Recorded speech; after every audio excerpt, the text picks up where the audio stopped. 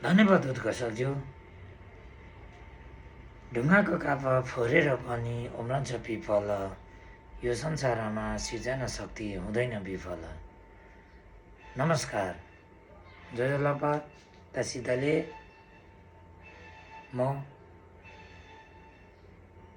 यहाँ उपस्थित सभाका सभाध्यक्ष महोदय, प्रमुख अतिथिज्यू, विशेष अतिथिज्यूहरू तथा उपस्थित सम्पूर्ण महानुभावहरू, म सन्तोष तामाङ, जन्मघर झापा, पेसाले एक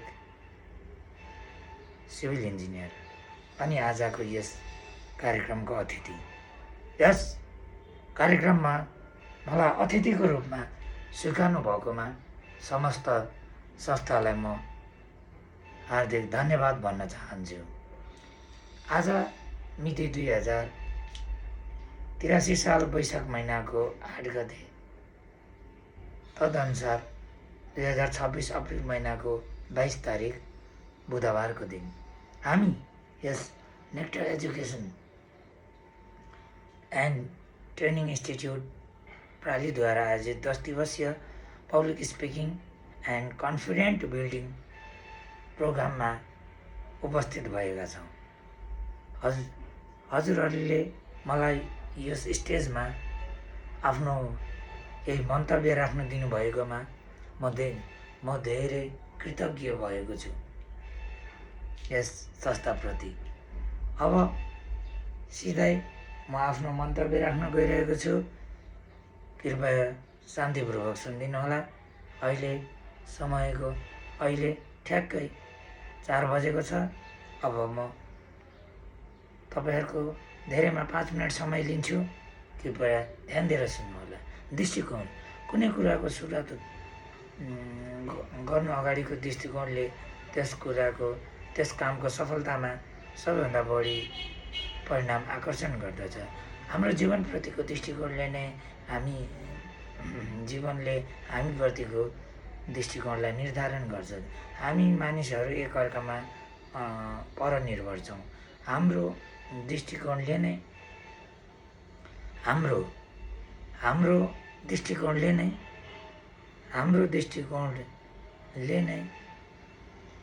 अरू मान्छेको हामीप्रतिको दृष्टिकोण तय हुँदै जान्छ। कुनै पनि एउटा सफल जीवन पाउनु अगाडि त्यो व्यक्ति जस्तै बन्नुपर्छ,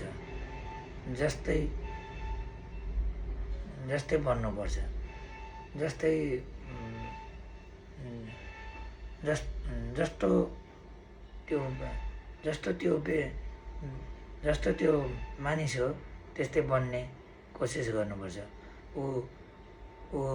उसले कस्तो सोच्छ, कस्तो बोल्छ, कस्तो हिँड्छ, कस्तो खान्छ, त्यो सब गर्नु आवश्यक रहेको छ। अनि यदि तपाईँ कुनै नयाँ कुरा तपाईँको माझ आएको छ भने त्यसमा राम्रो कुरा खोज्नुहोस्। एउटा प्रसिद्ध भनाइ छ, मैले एकजना पनि भेटेको छुइनँ जसबाट मैले केही सिक्न नसकौँ। त्यस्तै गरी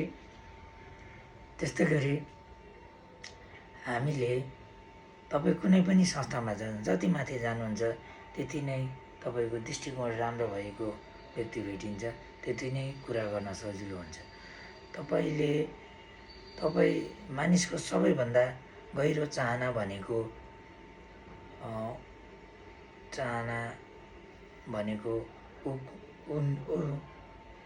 त्यो ठाउँमा आवश्यक